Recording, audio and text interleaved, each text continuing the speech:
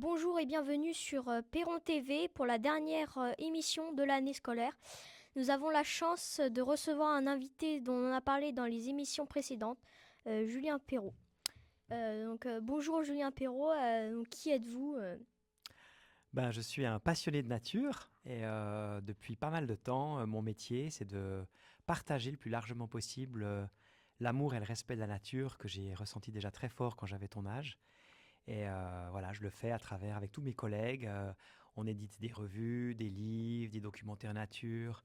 On fait plein de choses pour essayer de transmettre ces valeurs qui sont tellement importantes. Bien, et qu'est-ce qui vous amène au pays de Troncé alors que vous venez de Suisse et pourquoi forcément au collège de Séry qui est un collège comme tous les autres?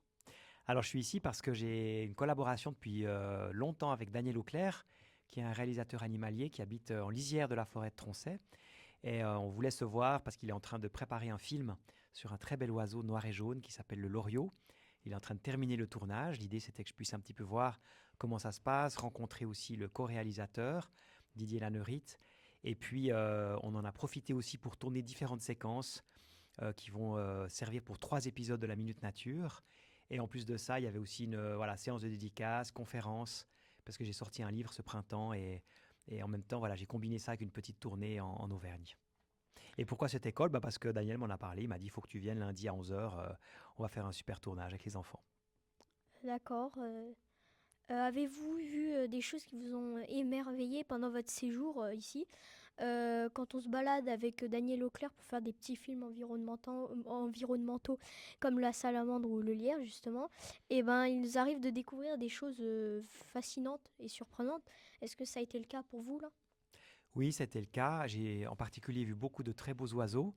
Et ce qui m'a beaucoup touché, c'est qu'ici, dans la campagne, il y a encore beaucoup de haies, il y a énormément de grands chênes, il y a beaucoup d'étangs. Et en fait, la campagne est encore très riche de nature. Et on peut même observer des oiseaux qui n'existent pratiquement plus chez moi en Suisse. Donc c'était assez émouvant ouais, de voir ce décalage et d'explorer ce bocage. Et aussi, on est allé aussi au bord de la rivière Allier, qui est vraiment un trésor. Et ça, c'était magnifique hier matin. On a vu plein de belles choses. Moi et mon frère, on est en train aussi justement d'inventer un espèce de journal. Et on a appris que vous aviez publié le premier numéro de votre revue à 11 ans. C'est quand même fou. Comment vous avez fait? C'était dur? Toi, tu as quel âge? 13. Ah ben 13 ans. voilà, on est à peu près dans le timing. En fait, j'avais envie de...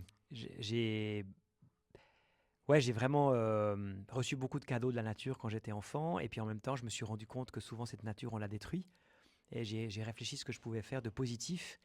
Et effectivement, j'ai eu cette idée de créer un petit journal. Donc j'ai récupéré... Alors à l'époque, il n'y avait pas encore du tout d'ordinateur. Donc ma grand-maman avait une vieille machine à écrire. Donc une machine où on tape avec... Je faisais avec 2 doigts, hein, puis les lettres s'impriment sur la feuille à l'ancienne, quoi.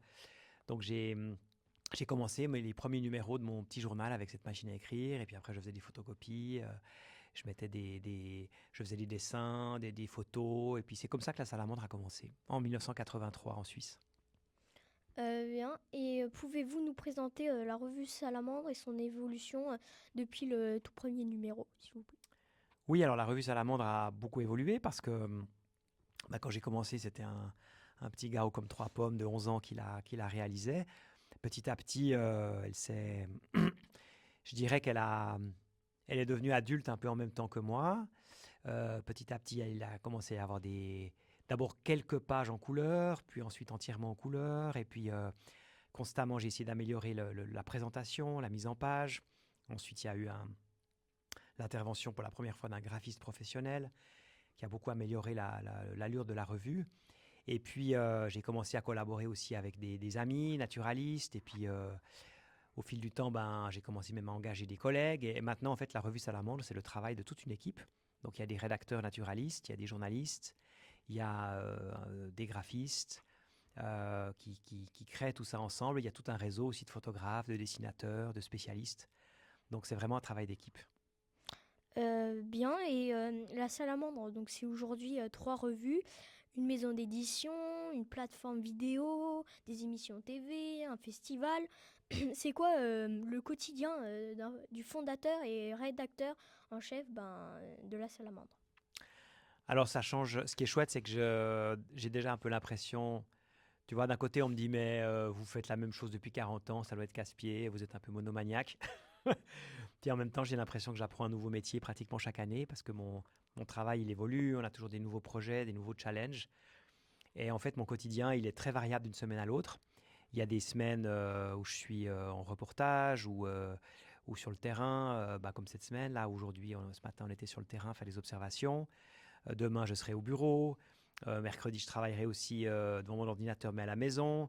Enfin, ça dépend tout des jeudis. Je vais à Paris pour une émission de télévision, une autre émission de télévision que celle-ci. Donc, si tu veux, c'est vraiment, j'ai pas 2 semaines pareilles. Donc, je m'ennuie pas. Des fois, c'est un peu fatigant parce que je fais beaucoup de choses différentes, mais comme c'est ma passion, ça me porte. Bien.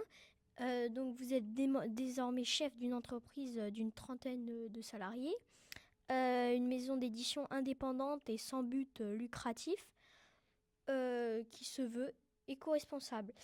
Quelles sont les actions particulières de la salamandre pour respecter le vivant? Alors déjà, pour moi, c'est important aussi de dire que je me considère plus du tout comme le chef La Salamandre, parce que on essaie vraiment de travailler je dirais, dans un mode de travail qui soit pas un mode voilà, pyramidal, quoi, avec des chefs en haut et puis des gens en bas qui exécutent, pour faire simple. Donc, moi, je suis plutôt voilà, le créateur ou le fondateur de La Salamandre, mais d'ailleurs, je suis plus non plus le rédacteur en chef. J'ai un collègue là, qui porte très bien cette responsabilité. Voilà, donc c'est vraiment une équipe, quoi. C'est une équipe qui porte La Salamandre, ça c'est important de dire. Et puis après, par rapport à notre responsabilité environnementale, ben, on essaye le fait déjà qu'on utilise du papier qui soit issu de forêts qui soit géré correctement, qui soit c'est du papier qui est partiellement recyclé à 60%. Le fait qu'on ait choisi un imprimeur qui soit à la pointe sur tous les aspects environnementaux, il fait extrêmement attention à sa consommation d'énergie, au tri des déchets. Enfin, ça va vraiment très très loin dans sa démarche. On est vraiment sur la même longueur d'onde là-dessus. Le fait que ça soit aussi un imprimeur qui est pas très loin de nous, géographiquement, pour limiter aussi les transports de containers ou de camions. Le fait que la revue Salamandre soit pas disponible en kiosque, ça c'est pour limiter le gaspillage aussi, parce que quand tu as une revue qui est en kiosque, ben, même si elle se vend bien, tu en as plein qui ne se vendent pas, puis ça finit à la poubelle. Donc nos revues jeunesse, on en met un tout petit peu en kiosque, vraiment le minimum, juste pour être visible, mais c'est vraiment pas la diffusion principale. Le fait que s'il nous reste des sous à la fin de l'année aussi, on réinvestit, on soutient des projets d'associations voilà, qui restaurent des milieux naturels, qui creusent des mares, qui plantent des haies, etc. Donc là, voilà, quand il nous reste des sous, on donne de l'argent à des associations en France et en Suisse pour ce genre de projet. Après, c'est clair qu'on a un impact environnemental quand même, hein, parce que les revues, il faut les fabriquer, les ordinateurs, ils tournent, toute notre activité aussi digitale sur les réseaux sociaux, malheureusement, ça consomme aussi beaucoup d'énergie. Donc des fois, on se pose la question, des fois on se dit, bah tiens, comment est-ce qu'on pourrait faire pour limiter encore plus cet impact? Et à l'extrême, on se dit, on pourrait tout arrêter en fait. Ce serait peut-être la meilleure des choses à faire pour plus avoir d'impact environnemental. Mais en même temps, aujourd'hui, la société, elle a besoin du message qu'on transmet. C'est vraiment important de se reconnecter à la nature. Donc, on continue et on essaye même vraiment de toucher le plus de gens possible parce qu'aujourd'hui, c'est vraiment urgent. Merci. Une nouvelle formule de la salamandre junior est prévue. Quelles sont les nouveautés? Alors, il y aura plus d'actualités, il y aura une nouvelle BD plus longue, il y aura 4 pages de plus, il y aura plein de nouvelles rubriques. Elle va sortir début août, donc ça sera vraiment un élément important de ce qu'on fait cette année, c'est cette nouvelle formule. On se réjouit beaucoup qu'elle arrive chez les enfants et qu'on puisse avoir leurs retours en espérant qu'elle leur plaira. Mais je pense que ça va être chouette. Comment choisissez-vous les sujets de la Minute Nature? À ce jour, il y a 419 numéros de la Minute Nature. Comment trouve-t-on de nouveaux sujets? Alors ça, c'est très facile, il suffit d'aller dans la nature. Et ce qui est beau avec la nature, c'est qu'en fait, c'est une école de modestie parce que chaque fois que tu rencontres des choses qui te posent de nouvelles questions, enfin, tu sais jamais tout, quoi. C'est vraiment sans fin. Donc les sujets, je les choisis pas mal en fonction des saisons. Je trouve que c'est intéressant de présenter aux gens des choses qu'ils peuvent observer au moment où la vidéo paraît. En alternant, je dirais que La majorité des sujets, c'est des choses que les gens peuvent vraiment observer assez facilement autour de chez eux, dans la campagne, parfois en ville ou dans un jardin. Et puis de temps en temps, il y a des épisodes un peu plus sur des espèces rares ou spectaculaires. Par exemple, le dernier, c'était en montagne avec un oiseau qui est devenu assez rare. Euh, voilà, donc, mais vraiment, j'essaie la majorité des sujets d'être à la portée des gens. Parmi les 419 épisodes, si vous deviez en retenir qu'un seul, ce serait lequel? Bah, je suis particulièrement content du dernier. Justement, c'était chouette parce que je suis parti avec ma fille qui a 11 ans. Et puis, j'avais très envie de lui montrer cet oiseau qui s'appelle... il a un nom un peu bizarre, mais moi je le surnomme, j'appelle l'oiseau des neiges. C'est un oiseau qui change de couleur en fait en hiver, qui devient tout blanc, qui habite où il y a encore de la neige. Et justement, de la neige, il y en a de moins en moins, même en montagne. Et cet oiseau, il est très menacé à cause du dérèglement climatique. Et on est partis les deux avec un caméraman naturaliste. Et en fait, ce qui était intéressant, c'est qu'on allait sur une montagne où justement, c'est pas une montagne qui est très haute. Donc je craignais que cet oiseau ait déjà disparu, peut-être parce qu'il n'y a plus assez de neige. Et c'était un peu l'histoire que je voulais raconter. Et je ne savais pas si on allait trouver cet oiseau ou si peut-être il serait déjà plus là. Et c'était magnifique parce qu'on a eu beaucoup de chance. On a réussi à en observer. On en a vu 3 différents. Et j'étais hyper heureux qu'ils soient encore là. J'espère qu'ils vont supporter encore longtemps le climat sur cette montagne. Et en même temps, c'était très fort parce que quand on est rentré à la maison, le lendemain, on a bivouaqué en haute montagne. Avec ma fille, elle aime bien dormir à la Belle Étoile. C'était aussi un chouette partage.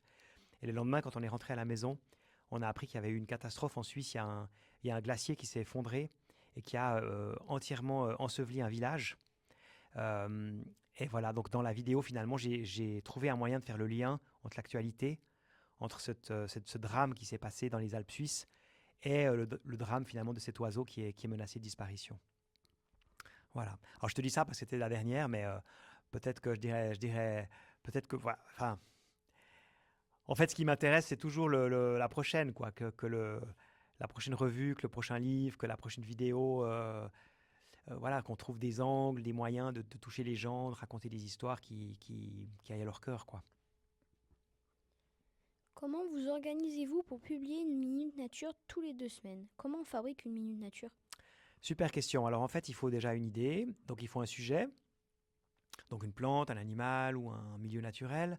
Après, il faut réfléchir à ce qu'on appelle un angle, c'est-à-dire quelle histoire tu vas raconter.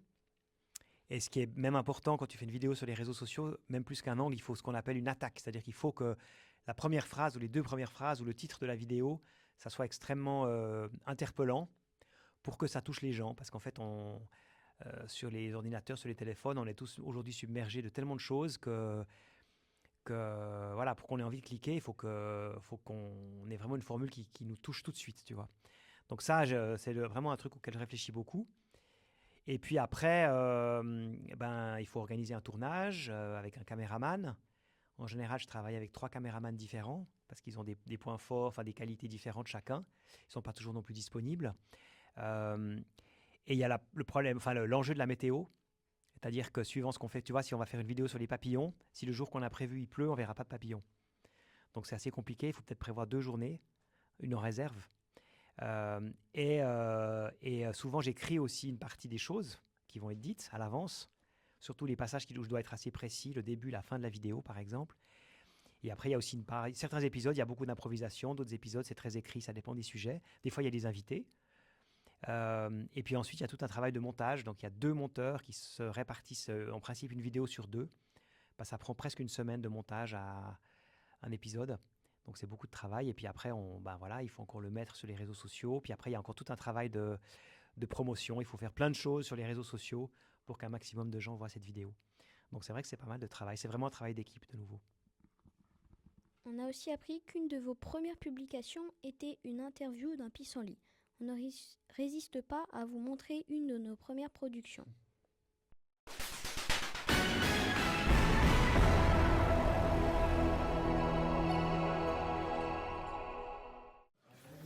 Bonjour Lilian. Lilian, j'ai une mission pour toi. On nous a demandé de faire des reportages animaliers. Et donc là, on me vend l'idée que tu puisses faire un reportage sur le lierre. Donc on a identifié là-bas le lierre. C'est un super végétal, le lierre. Donc tu connais toutes les techniques journalistiques, tu as le 5W, tu maîtrises tout ça. Tu vas mener une interview superbe du lierre. Si tu rencontres un témoin, c'est parfait. Petite interview, petit micro-trottoir. tu me montres tout ça et le reportage, je le veux pour la fin de semaine. Hein. Donc tu as toutes les consignes ici et si tu as besoin, tu peux repasser à la rédaction. D'accord, merci beaucoup. Allez, bon courage. Merci. Mais où mon rédacteur en chef m'envoie-t-il? Interroger le lierre? Sérieusement, ça n'a aucun intérêt. Je connais mon métier, je connais les techniques professionnelles, mais là, il m'envoie au casse-pipe. Bon, allons-y. Bonjour, cher lierre. Bonjour. Comment allez-vous? Malgré les préjugés que je suis, je m'accroche. Vous êtes un comique. Passons à l'interview. Comment vivez-vous votre statut de nuisible? Je tiens déjà à préciser que je ne suis pas un nuisible. On me perçoit comme tel et on m'arrache souvent et j'ai l'impression que personne ne veut de moi. Pourtant, je n'étouffe pas mon support. Oh là là, c'est la vie. Vous n'êtes pas le seul à vivre ceci. Pouvez-vous me décrire votre évolution et votre style de vie et vos qualités, si vous en avez, s'il vous plaît? Je grimpe, puis je grimpe, et je grimpe jusqu'au ciel, attaché à n'importe quel mur ou arbre. Vous existez, vous vous développez, mais concrètement, quelle est votre fonction?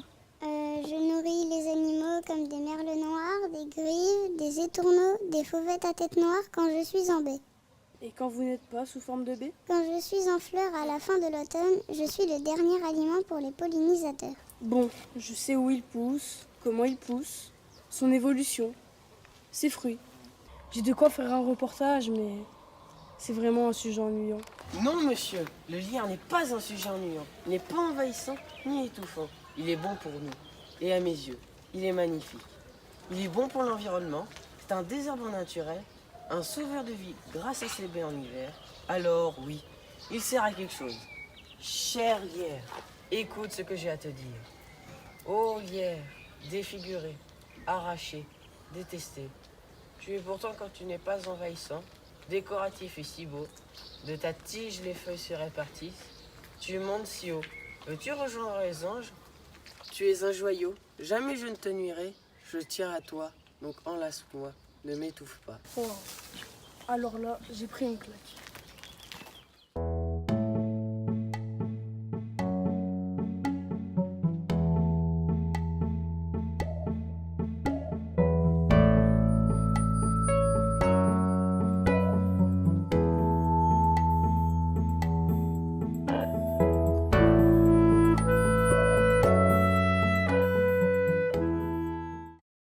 Alors, qu'en pensez-vous? Ah bah, je trouve génial. Je trouve déjà génial que vous fassiez des vidéos parce que c'est vrai que c'est un moyen d'apprendre plein de choses. Et puis c'est évidemment génial que vous fassiez des vidéos sur la nature parce que c'est un sujet inépuisable. Et ce que j'ai beaucoup aimé dans cette séquence, c'est vraiment déjà le fait qu'il y ait de l'humour. Je trouve que ça, c'est vraiment cool. C'est un super bon moyen pour toucher les gens. Et en même temps, on apprend plein de choses. On apprend effectivement que le lierre, il ne fait pas de mal. En général, il ne fait pas de mal aux arbres, qu'il est extrêmement utile, qu'il nourrit beaucoup d'insectes, qu'il nourrit beaucoup d'oiseaux, qu'il sert de refuge à plein d'animaux. En fait, le lierre, c'est un trésor. Et là, je trouve que vraiment le message, il passe super. Bravo. Vous avez écrit un livre, Une vie pour la nature. Pourquoi ce livre? J'avais envie de transmettre un message positif parce qu'au monde, modestement, c'est ce qu'on fait un peu à travers tout ce qu'on réalise à la Salamandre. Mais là, j'avais l'idée de faire quelque chose d'un peu plus personnel. J'avais envie aussi de parler de plein de souvenirs, de rencontres avec une libellule, avec un lagopède, avec une hirondelle, avec une grenouille, enfin plein de choses qui m'ont marqué. Et voilà, c'est parti un petit peu comme ça. Et en fait, le fil rouge de ce livre, c'est un petit peu mon parcours, ma passion et mon engagement pour la nature. Mais ça, pour moi, c'était un peu le prétexte. J'avais surtout envie de mettre en avant toutes nos cousines, tous nos cousins sauvages, de raconter des histoires et puis une fois de plus, d'essayer de toucher le cœur des gens. Qu'apporte-t-il en plus de vos éditos dans les revues des Minutes Nature? C'est rigolo parce qu'en fait, quand on a commencé à parler de ce projet, j'ai une collègue qui m'a dit un jour, tu sais, tes éditos, ils sont très appréciés. Donc ce serait super que tu partes un peu sur ce genre de texte, mais en un peu plus long, parce que les éditos, ils sont très courts, parce qu'il n'y a pas beaucoup de place. Donc c'est vrai que ça m'a beaucoup inspiré. D'ailleurs, quand j'ai écrit ce livre, j'ai reparcouru en fait tous les numéros de la revue Salamandre, et j'ai regardé différentes choses que j'avais écrites, en particulier les éditoriaux, et certains m'ont servi de squelette pour certains chapitres du livre, en fait. Donc j'ai pu reprendre des anciennes idées. Et ce qui est chouette quand tu fais un livre, en tout cas celui-ci, c'est qu'il y a une grande liberté de longueur de texte. Donc voilà, j'avais envie que ce soit des chapitres assez courts, assez agréables à lire, assez accessibles. Mais en même temps, voilà, ça pouvait faire 3 pages ou ça pouvait en faire 6. Là, j'ai une grande liberté et ça m'a bien plu comme exercice. Si vous aviez la possibilité de rencontrer le Julien Perrault de 11 ans, qui fabriquait dans sa chambre le premier numéro de la revue Salamandre, que lui diriez-vous? Ce serait rigolo. Eh ben, je l'encouragerais. Je dirais que ce qu'il fait, c'est important. Et puis, je pense que chaque fois qu'on a un projet, un rêve dans la vie, ça, je le dis vraiment pour vous tous, hein, c'est trop beau d'y aller, quoi. D'essayer de construire quelque chose, de se donner les moyens dans sa vie de vivre sa passion. C'est vraiment quelque chose de très, très beau. Et ce que je lui dirais aussi, c'est que je suis content parce que je crois que je suis toujours aligné. Si tu veux, j'ai pas l'impression d'avoir trahi les valeurs de ce garçon de 11 ans. Je me sens en paix avec ça et je suis toujours aligné avec ce qu'il voulait. Et j'ai réussi à développer l'impact de tout ça, mais vraiment en restant totalement cohérent par rapport à ce que lui voulait faire à 11 ans. S'intéresser à la nature, à la biodiversité, c'est se laisser surprendre, découvrir des super pouvoirs inattendus, des interactions insoupçonnées, mais c'est aussi contester le déclin de très nombreuses espèces. Ce n'est pas trop déprimant d'être un naturaliste aujourd'hui? Il faut pas que ça nous déprime. C'est assez paradoxal parce qu'en fait, effectivement, quand tu connais un peu la nature et que tu l'observes depuis un certain temps, c'est frappant de voir comme il y a beaucoup de choses qui disparaissent ou qui se dégradent. Donc ça peut rendre triste, ça peut donner aussi de la colère. Et puis en même temps, d'aller dans la nature, même si elle est un peu abîmée, c'est magnifique l'énergie que ça peut donner à chacun d'entre nous. Ça peut donner de la force, ça peut donner du courage. En fait, dès qu'on est dans la nature, ça nous fait du bien, ça fait du bien à notre corps. Il y a plein d'études qui montrent que ça calme notre circulation sanguine.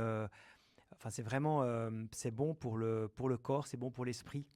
Donc après, effectivement, la grande question, c'est de savoir comment est-ce qu'on peut vivre avec les catastrophes environnementales d'aujourd'hui. C'est pas facile. Mais c'est important que chacun d'entre vous, il trouve aussi le moyen de vivre avec ça. Et puis d'agir, et de faire sa part, et non plus de ne pas s'épuiser, mais de faire sa part. Vous êtes toujours très positif, enthousiaste, souriant. C'est votre personnalité ou une facette du personnage public qui cherche à convaincre que la nature est une source de joie individuelle et collective? Dis donc, c'est des super questions, hein. Je vais les noter, hein. Franchement, je sais pas, il faut demander aux gens qui me connaissent, il faut demander à ma femme, à mes enfants, à mon ami Daniel. J'ai pas l'impression que je joue un rôle, parce qu'en fait, pour jouer un rôle, il faut être comédien.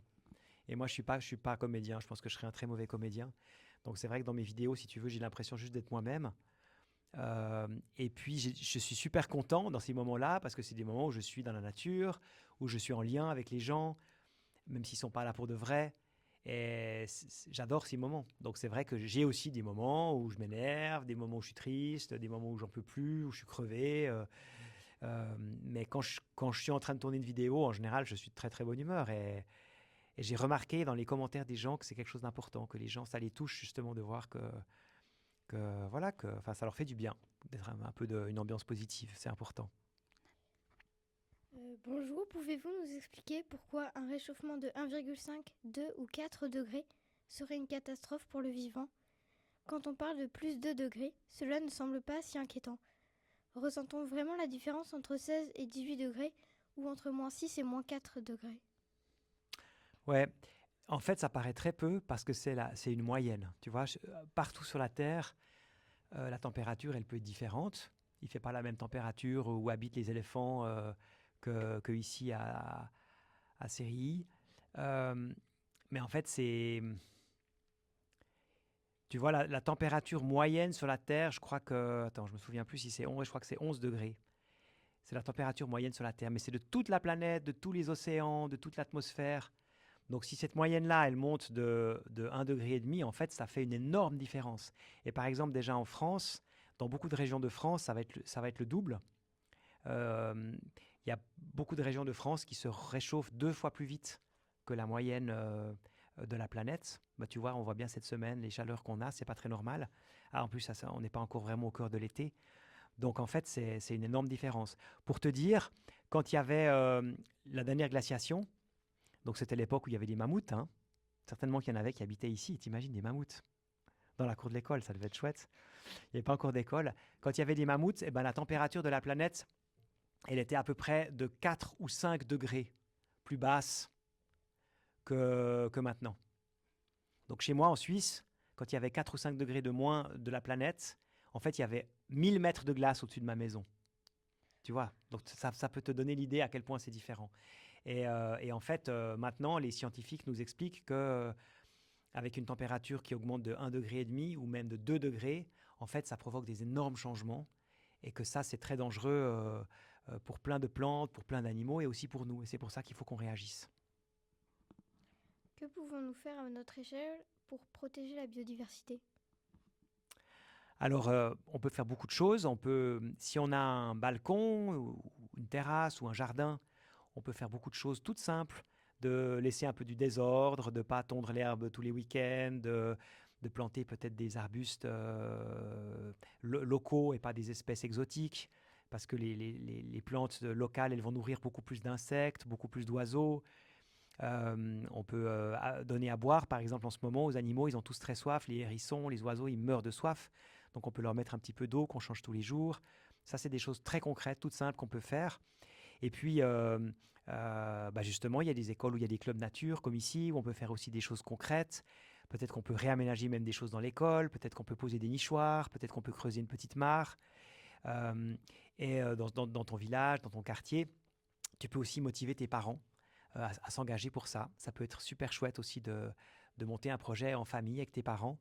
Et après, il y a aussi beaucoup d'associations dans toutes les régions de France qui mettent vraiment de l'énergie pour essayer de faire des bonnes choses pour le monde vivant. Et on peut aussi les aider, on peut aussi les soutenir. Et on peut même aussi s'engager en politique. En arrivant au collège, quels oiseaux avez-vous entendu? Alors juste maintenant, en arrivant... Attends, je réfléchis parce qu'on était un peu dans le chaud. On a attendu sur le portail. Il y avait le répondeur automatique qui disait que quelqu'un allait nous répondre. Ça a un petit peu... comment dire, ça m'a un petit peu détourné mon attention. Mais je peux imaginer là dans le village que probablement qu'on peut entendre des martinets, que peut-être qu'il y a des mésanges charbonnières, des mésanges bleus qui nichent tout autour de l'école, qu'il y a, j'espère, encore peut-être des hirondelles dans le village, qu'il peut y avoir peut-être un verdier ou un chardonneret qui est perché sur un platane. Donc même au milieu d'un village, on peut observer beaucoup d'oiseaux, et certainement des tourterelles par exemple. L'an prochain, nous travaillerons sur les chauves-souris. Une information fabuleuse à nous donner?